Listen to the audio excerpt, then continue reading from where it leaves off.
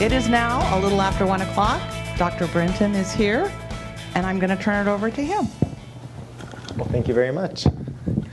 Well, good afternoon, and thank you so much for coming out. My name is Dr. Brinton, and the title of the presentation today is Gotta Go, the Voice Inside My Bladder. Now, I appreciate you coming out on a cold day. There's a good chance many of you have already been hearing from that voice with the cold weather. So I hope you made it here safely and in time to use the bathroom before we started. The only thing worse than the cold for making you have to go to the bathroom is actually talking about having to go to the bathroom. So I won't be offended if you need to periodically get up and excuse yourselves throughout the lecture. I'm new to the area, and I thought I would start with just a little bit of background about kind of who I am and where I've come from. I grew up in the Salt Lake Valley. I have one older sister and 3 younger brothers. My dad had what we called a dad job growing up. We just didn't understand it as kids, some kind of internal auditing, accounting kind of thing. And my mom is a speech pathologist. I did my undergraduate training at BYU. You can see the football stadium. There I studied neuroscience, met my would-be future wife, and decided to apply to medical school. I got in Chicago at Northwestern University. That's an arrow to the university right there. You can see the Hancock building to the right. We lived right downtown in the thick of it, in one of the high-rise buildings, Lake Michigan right there. In the middle of my first year, I got married. And then 2 years later, I delivered my first son. Despite that, he's still doing very well. He's 7 years old now. And in the beginning of my 3rd year, I found urology. What my mentor was an amazing physician who coached his kids' baseball and football teams, had gotten his MBA on the side, was a great surgeon and a great guy, and I thought, wow, I really need to look into this. So I applied to urology and was fortunate enough to get in at the Mayo Clinic. Mayo Clinic is in Rochester, Minnesota, and it was fantastic training. It's an absolutely remarkable place, and I feel very blessed and lucky to have trained there. I completed my training this last July, or the end of June, but 2 of my favorite things that I took from Minnesota were my next 2 kids. 2 more boys, 3 and 10 months. And we just loved it in Minnesota. And again, just a neat place, but it is really cold.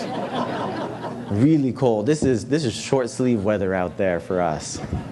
So we started looking other places. We looked at coming back west, being closer to home. And I found the Tri-Cities. And we wanted a place that was good for our boys, a good place to raise our family, a place that needed urology. And we found this area before I even found the job. Fortunately, Cadillac's interests and ours aligned, and we were able to start a practice here. I started at the same time as my partner, in case you have the opportunity to meet him at some point. His name is Patrick Gavin, Dr. Gavin. He's fantastic and out of Michigan, a great guy. So here we are. Shortly after coming, they told me about this conference series, Healthy Ages.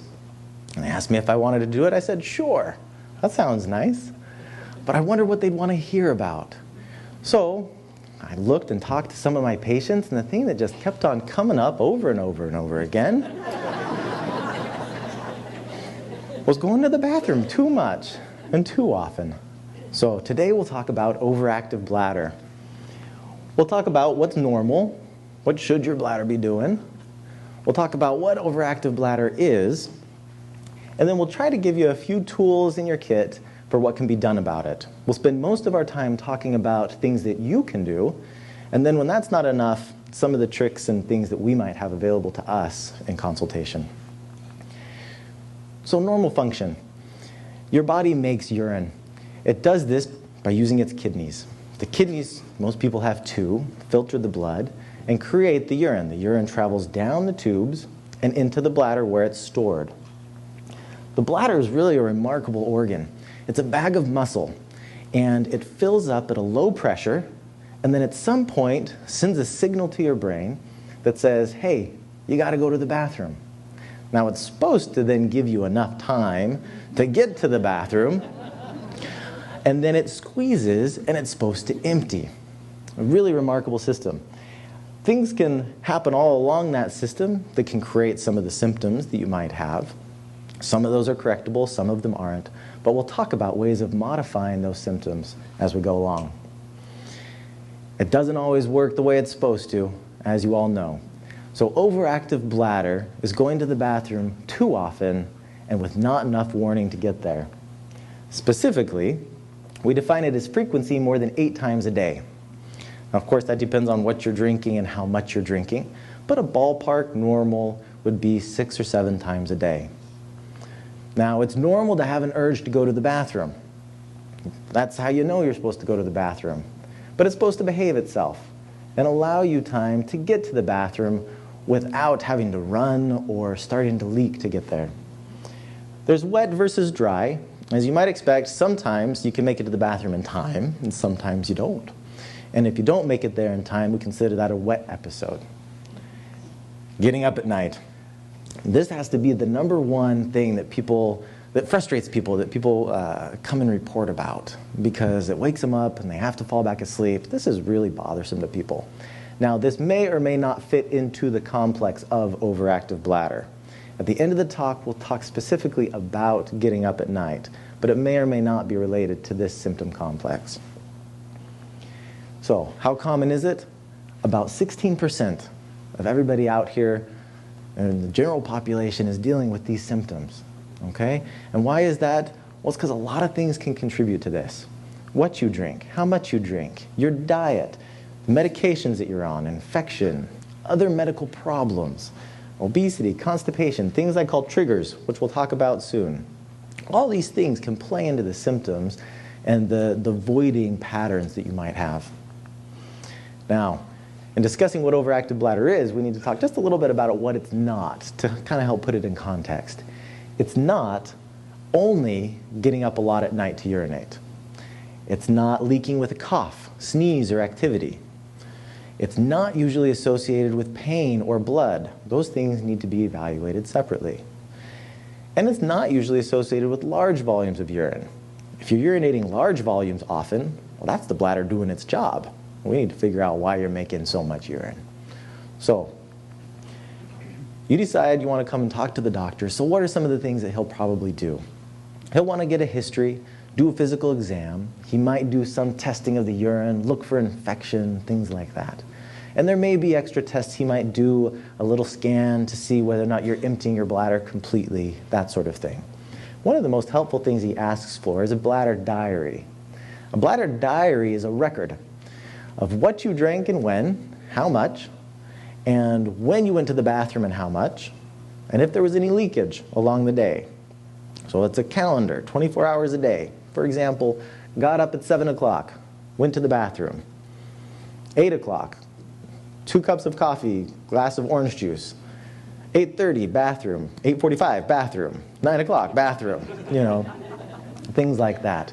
And we can look at that and see how often are you going to the bathroom? Is there any association with what you're drinking, what's going on in your life? And it helps us be able to fine-tune some of the recommendations from a behavioral standpoint that may be helpful. So, what can we do? There are three categories typically when dealing with a medical problem that we address. There's what can the patient do, there are what medications are available, and what surgeries are available. The surgeries we'll talk about in a little bit more detail at the end, but we need to talk about expectations, okay? Especially with this symptom complex, there are a lot of things that can contribute to the frequency and the urgency. And very rarely can we cure the symptoms completely, okay? A lot of what it is looking for improvement. We would consider a 50% improvement on your symptoms a success. And that's kind of good for people to know, what's possible and what's less likely. Sometimes we do better, sometimes not. So we'll start with the behavioral changes. The bolded items on this slide we'll talk about in more detail on upcoming slides, okay? Behavioral training with the pelvic floor muscle training and bladder training. Those are mainstays of therapy for this issue. Exercise, weight loss, and constipation. For people that are overweight, 8% reduction in weight can lead to over 50% reduction in your wet episodes. So obesity can really make a difference. Fluid management, as you'd expect, drink less.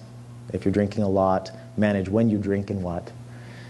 Bladder irritants we'll talk more about. Timed and selective voiding we'll talk more about. And then minimizing the impact of the episodes, the emergency times, using pads possibly, perhaps a bedside commode if getting up at night is otherwise not manageable with our other tricks. So bladder training. Two main components of bladder training. There's voiding interval and urge control.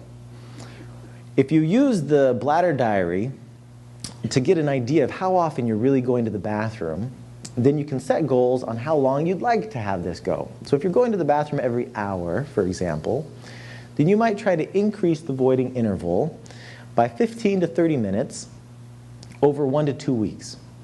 So you set a clock and say, oh, I'm going to wait. It's an hour, but I'm waiting until an hour and 15 minutes. And you control that urge. These are some of the techniques you can use to control the urge.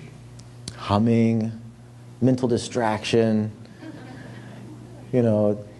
These are variably helpful, as I'm sure you've tried many of these things before. But the idea is to try to control the urge until it goes away, and then wait until you've gotten to that goal interval. And take about 1 to 2 weeks to get there, and then increase it more. Pelvic floor muscle training. This is the classic Kegel exercises that you've probably heard. What you're doing there is you're strengthening the muscle that keeps the kind of the urine inside. It'll actually send an inhibitory reflex back to the bladder, telling the bladder to mellow out.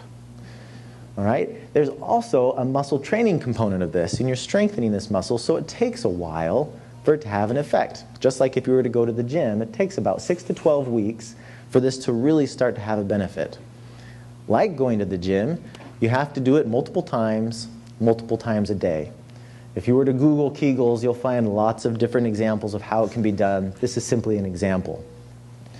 10 contractions, 3 times a day. Hold it, relax, hold it, relax. Give it several many weeks, few months to have an effect. Bladder irritants. Your kidneys are big filters of your body. They filter what you eat and what you drink. Some of those things end up in the urine, and the urine then sits in the bladder. Some of the things can be irritating to the lining of the bladder. If it's irritating to the bladder, it can make the bladder more irritable and more squeezy.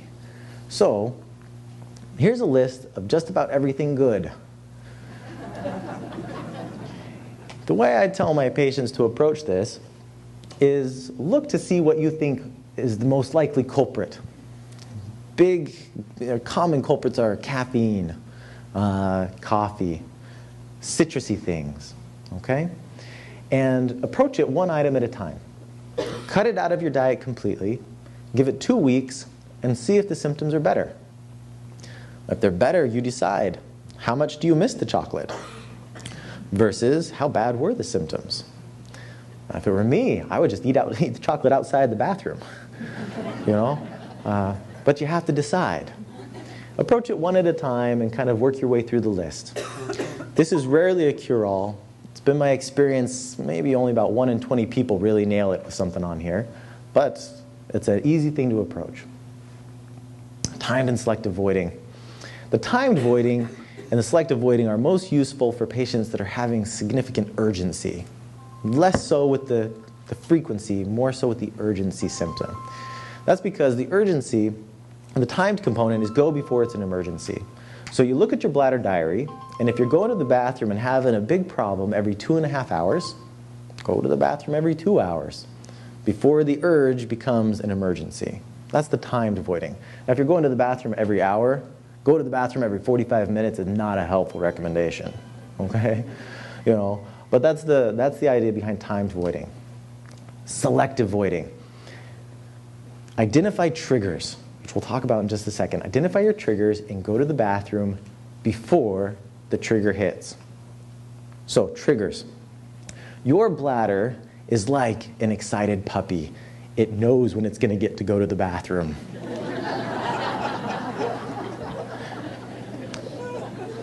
In fact, there's even a term called latchkey incontinence. You put the key in the door, you turn the lock, and you urinate down your leg. Okay?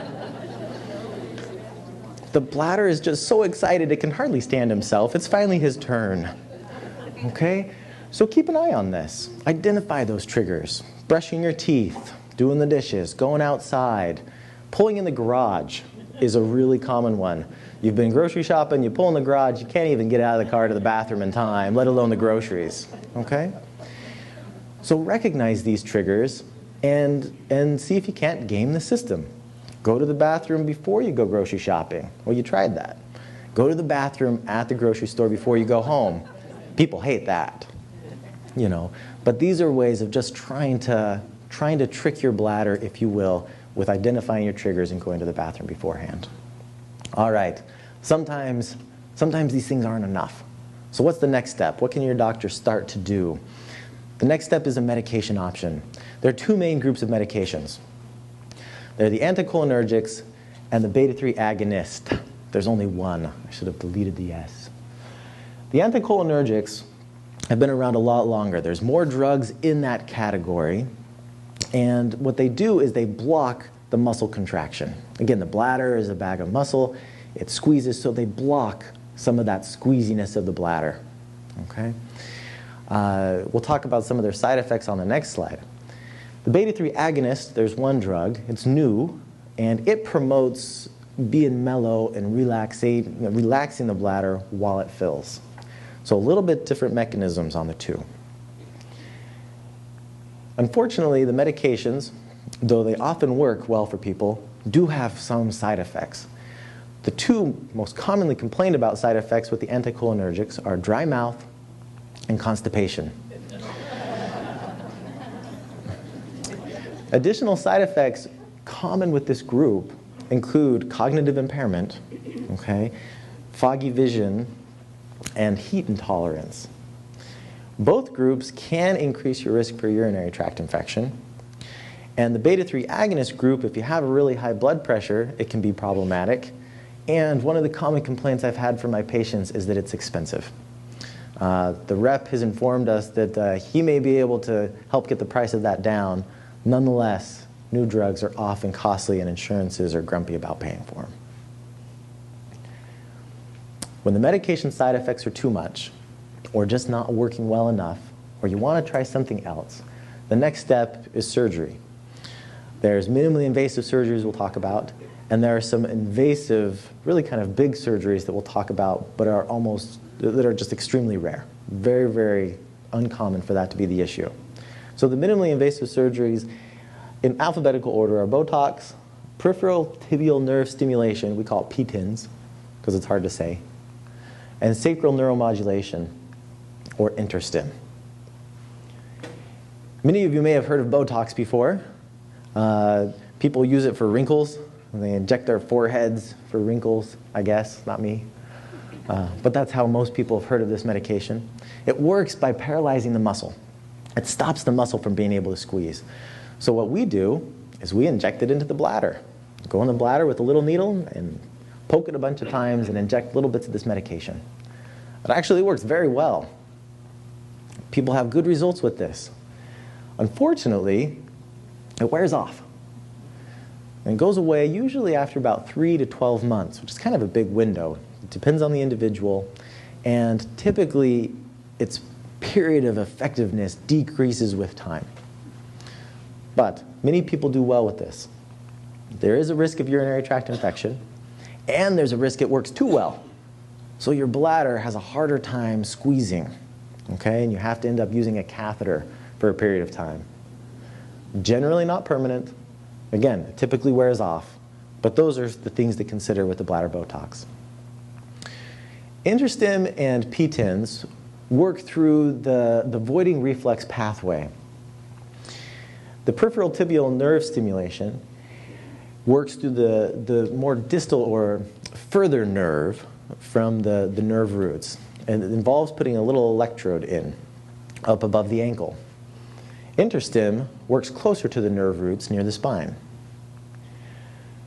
With peripheral tibial nerve stimulation, it's much more work intensive or labor intensive. You have to come every week for 3 months. Doesn't take long when you're there, but you do have to come often. And after that, you have follow-up visits about every month. It does improve symptoms. After 3 months, it gets you close to about the same improvement most people realize with the medications. InterStim is a little bit more involved than the PTINs, but it requires less follow-up and less frequent visits to the doctor's office. It's a 2-stage procedure, so you can kind of try it out and see whether or not it might work for you.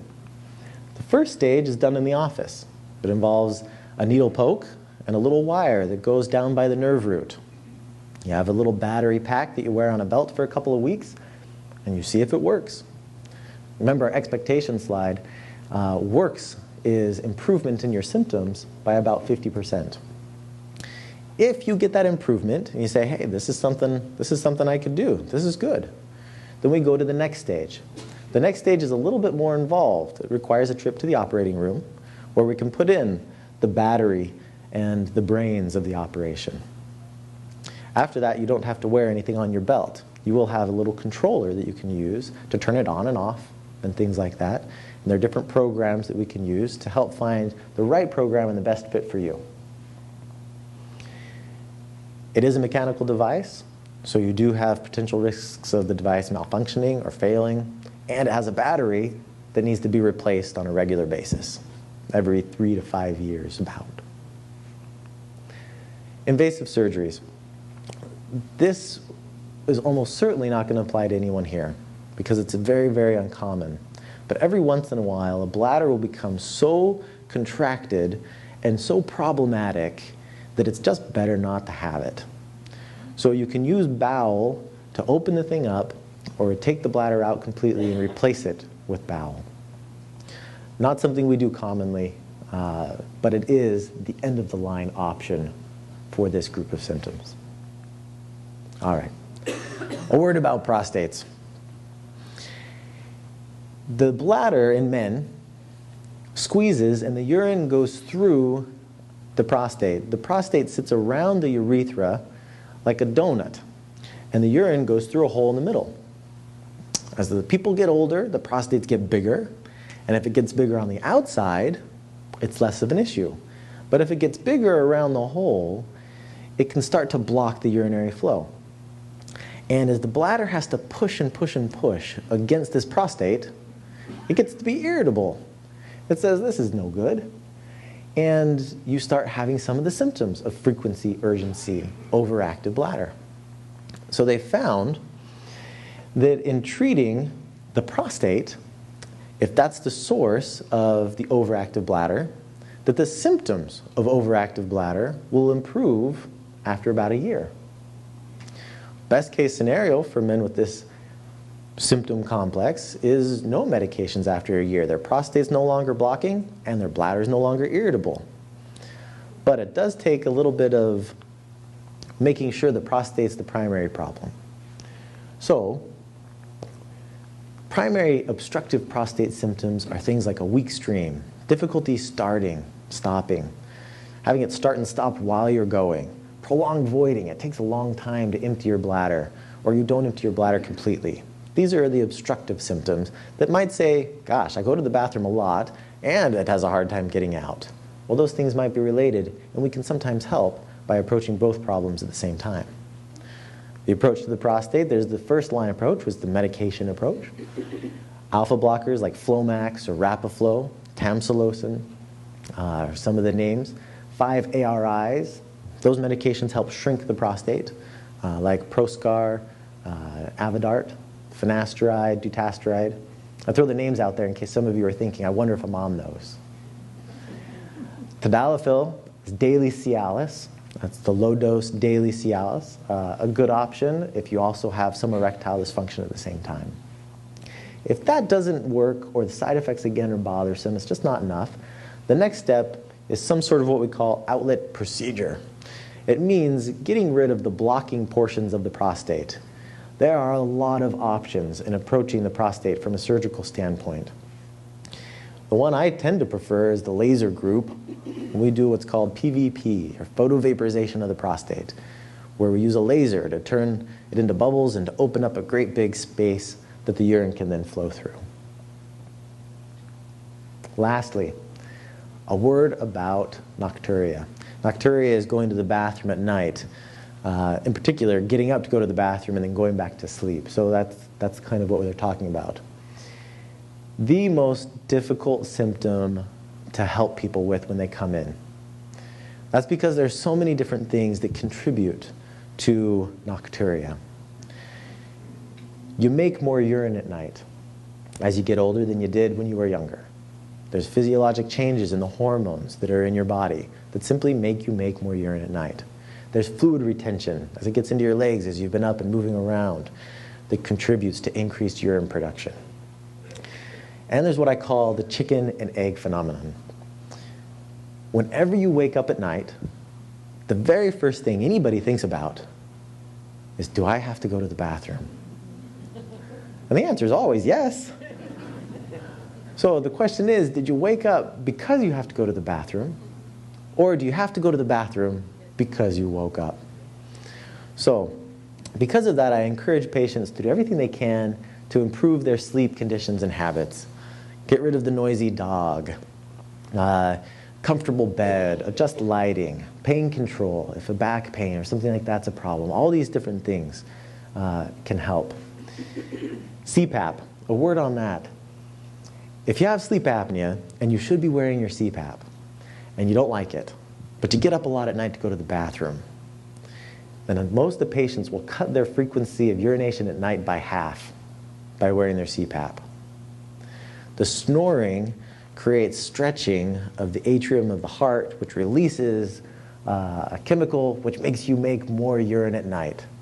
So by managing your CPAP, you'll actually make less urine at night. You'll sleep better from a urinary standpoint. Alcohol, caffeine in the evenings and afternoons, that's a big trigger for getting up at night. Fluid restriction, getting your legs up before bed, trying to get some of that fluid retention back into your system. And then when all else fails, the minimizing the impact, the bedside urinal can be very helpful for people. If all you have to do is just roll over, go to the bathroom, you hardly even have to get up, and then you can fall back asleep. Often that's less disruptive than getting up, going all the way to the bathroom, dealing with the lights and everything else, and going all the way back. So that can be helpful for some people. All right, in summary, hopefully I didn't talk too fast. Normal, 6 to 7 times a day for normal fluid intake with enough warning to get there in time. Overactive bladder, not normal. Going to the bathroom too often with not enough warning. Maybe with leakage. Maybe also getting up too often at night, especially if you have daytime symptoms, having those carry into the evening. And what can be done? The behaviors, bladder training, pelvic floor training, fluid modification, weight loss, avoiding the bladder irritants, timing, identifying those triggers, going to the bathroom beforehand, and minimizing the impact. The next step, medications. Our anticholinergics and our beta-3 agonist. We just watch for the side effects and manage them as best as we can.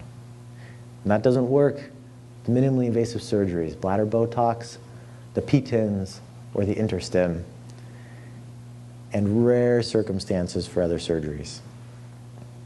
For men, if you have some of those weak stream symptoms, you've just been keeping it quiet, sometimes that'll help with these too. So you can consider treating the prostate alongside treating these bladder symptoms. And at this point, we'll open it up to questions. What is CPAP? Yeah. Sure. So CPAP is for people that have been diagnosed with obstructive sleep apnea. You might have obstructive sleep apnea if you snore a lot at night, things like that. I think it's the pulmonologists, the lung doctors are typically the guys I think that might diagnose this. What it does is it's a mask that kind of fits over your nose and mouth, and it provides pressure. It kind of pushes the air in. I'm trying to think of what CPAP stands for. It's something like continuous positive airway pressure, I think. It's like having something push on your face while you're sleeping, so people hate it. But it works well in helping with this. So the question, leg elevation, did I mean beforehand, or is it how we sleep, or that sort of thing? And how do we get the legs up? The idea there is about 2 hours before you go to bed, see if you can't get your legs higher so that the fluid that's pooled in your legs can get back into your circulation and be turned into urine before you go to sleep instead of after. So less a position while you're asleep, but rather kind of getting the fluid back up before you go to bed. Compression hose, stockings, things like that can also be helpful. So the vision changes that can happen with the anticholinergics. Does it get worse? Is there anything we can do for it? So those medications act on receptors. And those receptors live in lots of other places, which is why you get the side effects from the medication, because it's acting in those other areas. So does the foggy vision typically get better? Nope. It doesn't usually get better while you're taking that medication. It typically gets better when you stop that medication, but not otherwise. Again, often when somebody has lots of side effects from one of the group of the anticholinergics, what we'll do is we'll try a different one in the same group, because some are just better tolerated than others, some tend to work better than others on an individual basis. So good question. A question about over-the-counter patches and medications. Do you know what any of them would be called? What's that? Failures.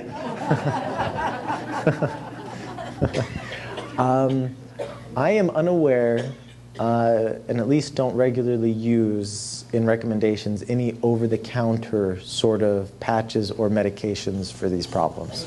So I'm not sure which ones they would be. For the prostate, there are a lot of what they call phytotherapies, vitamins, supplements, things like that are out there.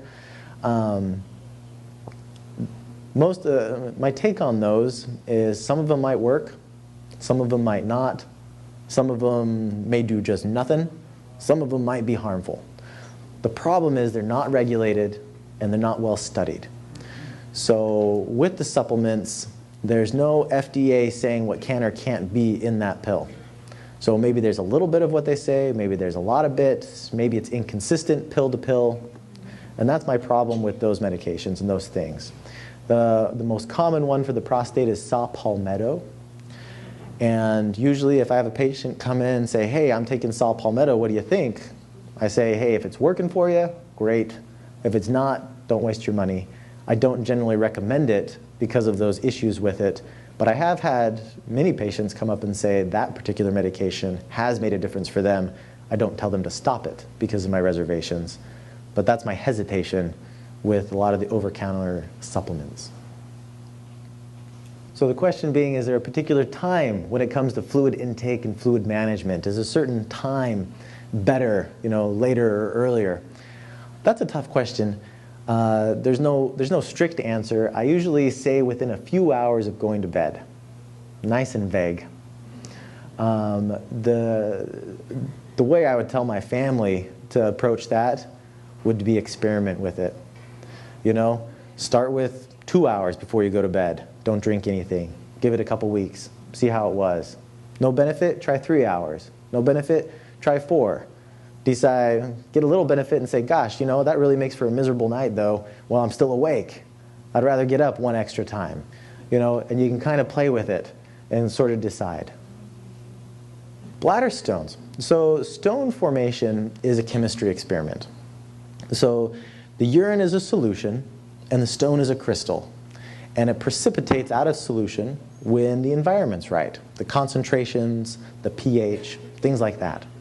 So the best way to prevent bladder stones is to tinker with the chemistry. So you can mess with the pH either through increased hydration or diet or medication. It also needs time, in particular with bladder stones, to form. So doing things to improve your bladder emptying is the mainstay. We talked about the prostates. We talked about medications being the first approach when dealing with the prostate. There are about 5 more firm indications to go past medications to surgery. And one of those is bladder stone formation. Outright urinary retention, recurrent UTIs, worsening kidney function, recurrent blood in the urine. Those things also are reasons that the medications aren't cutting it. We need to think about surgery for the prostate. Bladder stones being one of them. Bladder stones being kind of an indicator that you just aren't emptying the bladder well enough. So the urine is sitting there, allowing these crystals to precipitate out. So the question there being, when you drink more urine or drink more fluid to affect your urine, does urine color, is that a good barometer for your fluid intake and how you're doing? Because how much you drink is often variable if you're exercising hard or sweating a lot or that sort of thing. Urine color is a good barometer.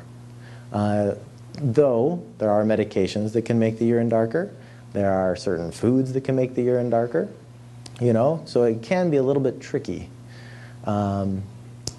Volume is not a bad one to try to use as well. Your goal is usually 2 to 3 liters of urine a day, and usually volume in equals volume out.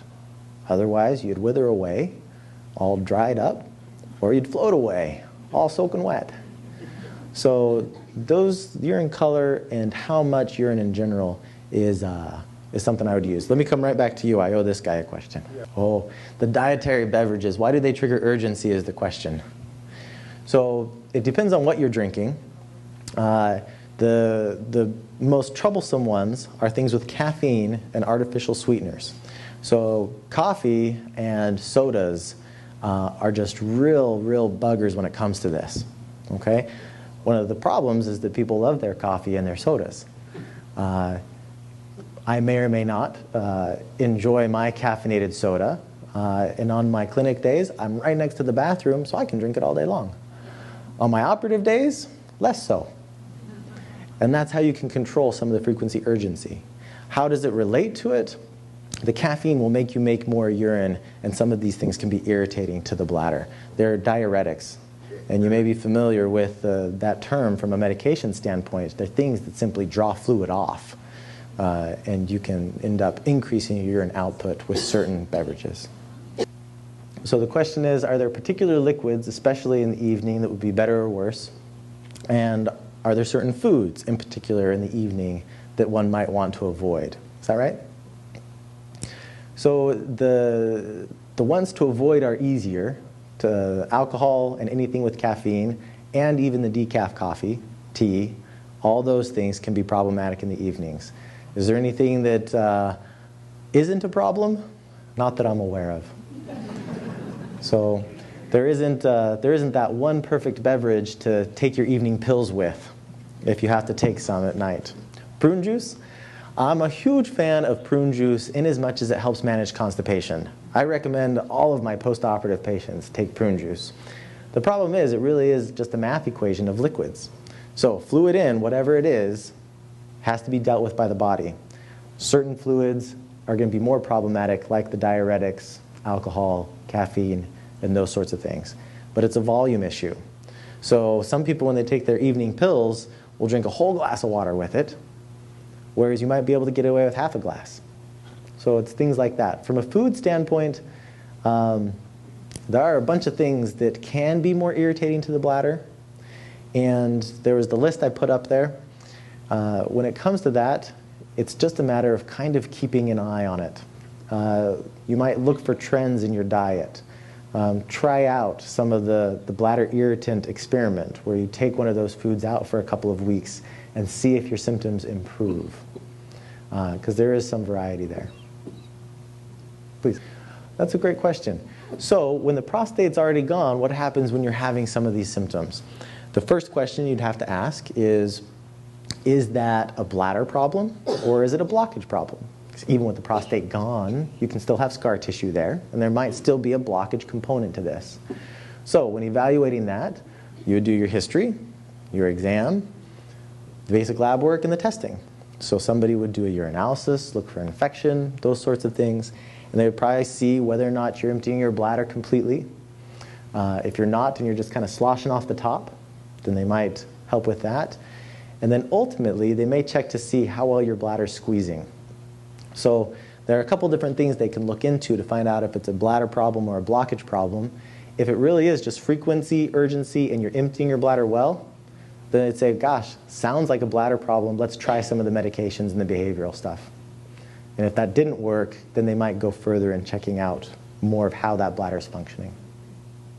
So the green light laser is the one that I enjoy or recommend. This gentleman had it, had benefit for a short period, symptoms came back, had it a second time, and now worse than before. When that happens, we need to look to see a couple different things. One, is the prostate the problem? Okay? And if it is still the problem, why didn't the laser work? Okay? And what are our options moving forward? And if the prostate's not the problem, what's going on with the bladder? There's ways of looking more into the bladder and how it works. You can put a catheter in the bladder and one in either the vagina or the rectum. You then fill up the bladder, and these catheters measure pressure. So you can see what's the pressure in the bladder as it fills up. And based on that, you get an idea of how this bladder is responding.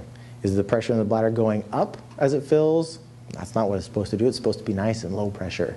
As it fills, is it irritable and bothered? You know, that's a good thing to know. So for difficult circumstances, where you've had previous prostate surgeries, or for some of our individuals that have had a stroke in the past, or for some of our individuals that have had pelvic surgeries in the past, maybe a hysterectomy or something like that, a previous sling, things like that where it's not quite as straightforward, then there is that additional test that allows us to get a window into the bladder. How is it responding to life? And it lets us know, is this a bladder problem or a prostate problem or a sling problem or a nerve problem or something like that, and it allows us to kind of fine-tune the recommendations in those more difficult ones. It's a great question. No, there's no issue with prolonged use of Flomax that I'm aware of. The prostate does tend to get bigger with time, and for certain individuals, sometimes the symptoms go away, sometimes they stay steady, sometimes they get worse. Flomax has less of an impact on progression, meaning worsening of your symptoms over time. That Flomax is in the alpha blocker group, out of the 3 groups I talked about. The other group was the 5 ARIs. That group helps block the testosterone conversion to a supertestosterone. So what it does is it shrinks the prostate over time. That group is only useful if your prostate's big to begin with, okay? So not everybody is eligible for that medication, but that medication, and in conjunction with Flomax, have a bigger impact on progression of symptoms. So that combination can work. There is discussion, especially when you're using combination therapy, to stopping the Flomax after a year or so and seeing if the symptoms get worse or seeing if you can come off it in the combination setting. But that may have been a little bit of a difficult answer for you. I hope that helped. Absolutely. So the question is, does quantity in association with frequency make a difference? And absolutely it does. If you're going frequently in large volumes, that's your bladder doing what it's supposed to do. And the problem is not the frequency, the problem is the fact that you're making that much urine. So that's what we should look into. If you're going frequently in small volumes, that's really kind of what we're talking about in the area where we can make a bigger impact on the frequency. So bladder prolapse, what's the treatment for bladder prolapse is the question. That's a great question and a topic for a totally another meeting. The prolapse is a failure of the muscles to keep things where they're supposed to be. So it's a pooching out where there shouldn't be a poochin'. And the bladder can pooch out the vagina, the intestines can pooch out the top, and the rectum can pooch out from the bottom. Most people will notice this because of either urinary or rectal stooling symptoms, or pain or discomfort or that sort of thing. The treatments for it are very controversial. There is a non-mesh approach and there is a mesh approach. It seems about half the commercials out there for a urology product of some sort or another from all the different lawyers and potential lawsuits. Bladder prolapse mesh is one of those commercials. So when it comes to strengthening the weakened floor, allowing the bladder prolapse, some people will use just suture, where they try to tie it back together and bring it back in so that it's re-supported. Some people will use the mesh to reinforce that support. There are arguments either way. So it's a good question, a little bit of a dodge. So who would be a candidate for the laser surgery? Typically, you will have tried the medications and had one of those 5 indications: recurrent UTI, blood in the urine, worsening kidney function, bladder stones, or urinary retention. Or you've tried the medications and your symptoms are still so bad you want to go to the next step, which is surgery. That's kind of the foundational requirement for who would be a candidate. Size of the prostate makes a difference. Shape of the prostate can sometimes make a difference.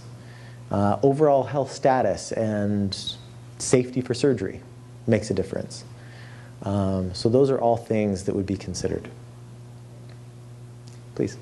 What are the exercises that you can do to help this situation? So what are the exercises that can be done to help this?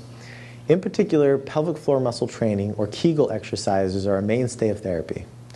And if you were to try to stop your urinary stream midstream and clench down on that muscle, it's not your legs, it's not your back, it's not your bottom, but that muscle where you're trying to stop that urinary stream, that clenching motion, that's the muscle you're trying to use. And what you do is you clench it for about 6 to 8 seconds and relax, and do it again, relax, do it 10 times. 10 times. 10 times, and then do that 3 times a day. This is muscle training. It's just like going to the gym. So you're doing your reps. And the same way it takes time for you to put on muscle at the gym, it's going to take time to put on muscle down there. So you have to be consistent with it. It usually takes a few months. Now, one of the things we talk about as urologists is the fact that I can explain that to you right now. But despite that, people aren't very good at understanding what I'm talking about. You know? And we know that. And people do better with some help. And there are professional physical therapists who can help you actually isolate those muscles and figure out really what am I talking about, so that you're doing it correctly. They can help provide reinforcement, education, and training. So there is a physical therapy referral option for this.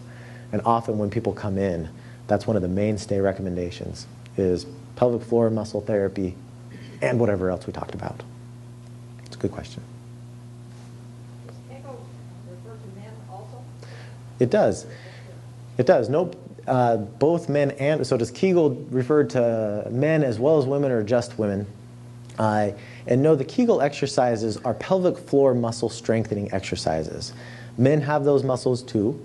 It's just usually not as big an issue for the men as it is the women, because it's classically described as helping not just with these symptoms, but really the leak with cough, sneeze, activity, what we call stress incontinence, where you're putting pressure on the bladder with a cough and urine comes out, as opposed to everything we talked about today, which we call urge or urge incontinence. You have the urge that the bladder by its own self just squeezing and leaking. So the Kegels are that pelvic floor muscle group. Men have a prostate that sits in there and keeps them dry most of the time. It's why so much of their symptoms are the dry, overactive bladder as opposed to the wet, which is more common in the women. It's a good question. Please. What are some of the causes and preventions of frequent UTIs? Oh gosh. Question is, what are some of the common causes and preventions of frequent UTIs? Again, a topic for an entire another lecture. The simple answer for that. Whenever somebody comes into my office and they say, I'm having recurrent urinary tract infections, the first question I think of is, are you really having recurrent urinary tract infections? Or are you having symptoms of a urinary tract infection? I did moonlighting in an urgent care during residency, so I know a little bit about how some of that happens. You go in, you say, it burns when I urinate, I'm going to the bathroom all the time, I think I have a urinary tract infection. So they give you an antibiotic, and they check your urine, but you disappear. And you got your antibiotic, and in your mind, you have a urinary tract infection. Now, as a urologist, what I want are what are called culture-proven urinary tract infections. Because what you get when you go to your primary care office or to the urgent care is a look at the urine. And they can look at a couple of the things in the urine that when they're positive or present, like blood or inflammatory cells, okay, that's consistent with a urinary tract infection. Those things can also exist in lots of other scenarios. But in the urgent care setting, you've got symptoms, you've got a urinalysis that kind of looks positive, the answer is UTI, here's an antibiotic, we move on. Urologist wants to know what grew. When they took the urine to the next step and they put it on a little disc and they let it grow for 24 hours, what was the bug that came? So that's the first thing I like to know as a urologist. All right, what was the culture? Are these culture-proven urinary tract infections? The answer then being yes, I say, okay. Is this the same infection that just never went away? Or is this a new infection each time? Because my approach is different. So I like to look at that culture and say, same bug or different bug? Same bug every time, resistant to the same antibiotics, or different? What's the time course between when this happened? You know, you had a culture-proven infection, took an antibiotic, felt better for 10 days, 3 days later, bam, it was back, same bug. That one never went away, okay? So it's a different approach. When you have a recurrent urinary tract infection, this persistent sort of one that doesn't ever go away, we're more concerned about a bacteria bunker, some place where they can hang out and avoid the antibiotics. Is there a stone in there somewhere? Is your bladder not emptying completely? Is there a diverticulum that's a problem? You know, is there an anatomic thing that we can fix that's allowing the bacteria to hang out? When it's just one of those situations where you end up with a lot of urinary tract infections and it's a new one and that sort of thing, it's a lot trickier because some people just simply end up more susceptible to urinary tract infections. So we do things like make the area around the urethra more favorable to nice bugs, okay? Probiotics, possibly a vaginal estrogen for females. You know, that sort of thing can be helpful. And then I always tell people, get the culture. We need to know if it really is a urinary tract infection or just the symptoms, because we're going to approach that differently. So that's kind of a 1,000-foot view for that one. So what are the symptoms that one might have with bladder cancer? Number one way bladder cancer shows up is blood in the urine. Okay? Sometimes you'll see it on a urinalysis, something you would get at the doctor's. Sometimes you'll see it with your eyes. We call that gross hematuria. I mean, you can see it yourself with your eyes. When that happens, we evaluate it further with CT scans and a look in the bladder. And that's the most common way bladder cancer is found. Other potential symptoms that might make us nervous are frequency and urgency with a history of smoking. Now, we don't often or always go straight to a look in the bladder when you have frequency and urgency and a history of smoking. But if you combine that with any blood in the urine, then we may be more inclined to add that look in the bladder as part of your standard evaluation. But it's not a guaranteed look in the bladder with that. Please. If by the time you've noticed blood, is that too late? The question being, is it too late by the time if you've noticed blood? The short answer is no. The medium answer is if you do have bladder cancer, The long-term prognosis is really dictated by your stage, which is how deep the bladder cancer is into the wall of the bladder. So it's a bit more complicated than that, but you know, the blood in the urine is how almost all bladder cancers are found, most. So it doesn't mean it's too far gone. So a circumstance where somebody has an indwelling catheter with recurrent, persistent urinary tract infections all the time, got something called D. mannose, and hasn't had a urinary tract infection since. And I wouldn't have a problem with people trying that. The D. mannose goes to some of the underlying concepts of increased likelihood of having a urinary tract infection, recurrent urinary tract infections, and the way bacteria binds to receptors within the bladder. And the D. mannose has a good role there. So thank you for sharing that. So constipation, two things. One, constipation, classic side effect of one of the medications. Two, constipation can make your symptoms worse because it's common real estate. Your pelvis is a fixed bowl, so you've got your bladder occupying some of that space. If you have a great big stool ball occupying that space too, there's simply less room and more irritation there. So you manage your bowels, you manage your bladder. They often have that sort of relationship. Yours was the question I promised before we have to end. So the question is laser surgery possible or practical after having seed implants? Seed implants being a type of radiation therapy for the treatment of prostate cancer. That's a tough question. And I will punt on that one. Surgery for the prostate after radiation is a delicate issue. Many people have obstructive symptoms after radiation of their prostate, but they're usually dry. And if you go and you operate on the prostate, whether it be through a laser or a different means out of that big list, something more like a traditional TURP or that kind of thing, then you increase the risk of incontinence tremendously. That also can be managed and dealt with, but you start sometimes down a road that is an important discussion to have. In my experience, I did not laser too many people with seeds. I believe we did one or two in my training. Before I lasered somebody who had a history of seeds, I would actually probably contact the maker of the green light laser people, and I'd have to look into that a little bit more for you before we offered that. But, all right. Thank you all very much.